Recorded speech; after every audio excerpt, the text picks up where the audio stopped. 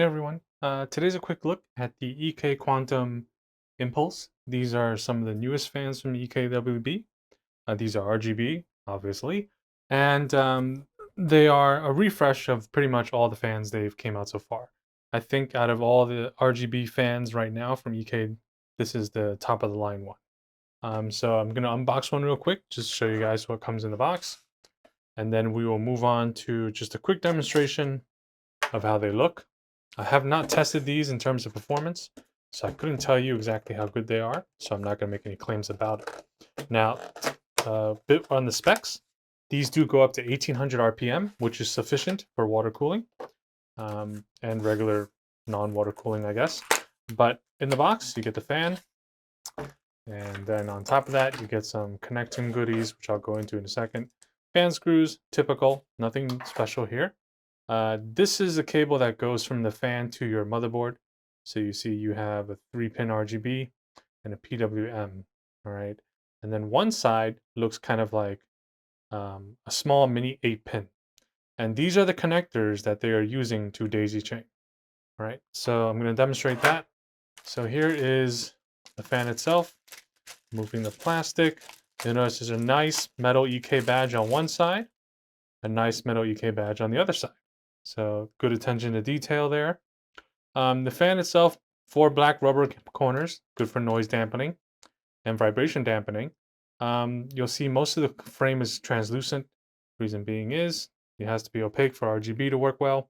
And right away, you can notice that the only gripe I really have is these angles on the fan blades, these corners, they are super sharp. I don't know why that is, but it's extremely strange. So when you're opening them, be careful. I did have one or two prick me. No blood was drawn, but nonetheless, there's a warning for you. So you'll notice on each fan, you have a female and you have a male end of this 8-pin, okay? I know some folks are going, oh, why don't they make a click? Why don't they make it magnetic like Thermaltake, etc.?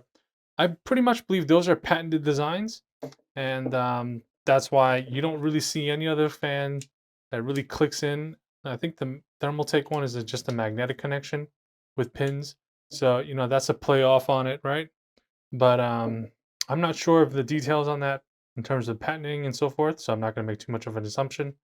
But for sure, there's definitely some proprietary stuff going on there.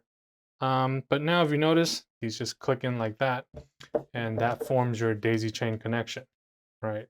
So it's not the cleanest thing, but it is cleaner than just having a shit ton of wires, kind of like what Corsair does. You figure for all the RGB fans that Corsair has sold, they would come up with a better system, right? Especially considering I think they're the most expensive at up to $50 each. So at 25 bucks, these are definitely not on the low end cheap fan scale. Okay, here I have one attached to the motherboard side to give you an idea. It's a pretty good length. Okay, but just want to go back to the fan itself. I'm gonna compare it real quick to another fan that would be very popular in this bracket. That would be the Lanley Infinities. Okay, these also have metal badge on both sides. This fan comes in about $30 a pop, something like that. 3 packs, $99. And you'll notice that this is what I was talking about. The fan blades are not going to stab you.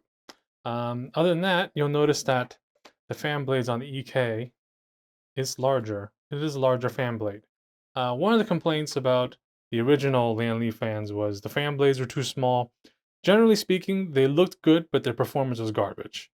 And I know on the second generation SL, and I think on this one as well, they've increased the size of the fan blade. Okay, so in terms of build quality, uh, I mean, to be honest, guys, there are $10 fans that are built just as well as these, right? So you're really buying down to, I think, aesthetically, this is pleasing. I'm curious to see what it looks like when it's lit up. So what I'll do now is I'll mount 3 of them onto a radiator and give you guys a little B-roll so you know what it looks like. All right, guys, I'm just going to cycle through some of the patterns so you get an idea. This is obviously I don't even know what these are called, to be honest. But here we go. Changing color. I'm just using a RGB controller. This would be rainbow. All right. You can see definitely many adjustments you can make. Solid red, solid colors. Let me turn on the brightness just to make it a little better. There you go. guys can see that a little better now. I think white is an important color for most folks. So let's take a look. I would say the white is pretty even. Some of the issues you get often is with RGB fans is that the white is not the same across multiple fans. For these three, I would say the white looks the same. The middle-ish white does seem to look a little more greenish than the outer rim white. But overall, decent white. You can see, not greenish, but bluish. You can see it from the camera. Um, this is obviously patterns. If you guys use like Aura, create your own Aura, stuff like that with ASUS or other RGB software, you can make these kind of patterns. Right. So the options are, up to your skill level, making custom patterns or whatnot. But as you can see, very even lighting across. And I think we're back to where I had it before. So yeah, pretty much there you go. Quick look at the lighting. Overall, they look good. Matches the surface red, simply because it's black and satin silver, right?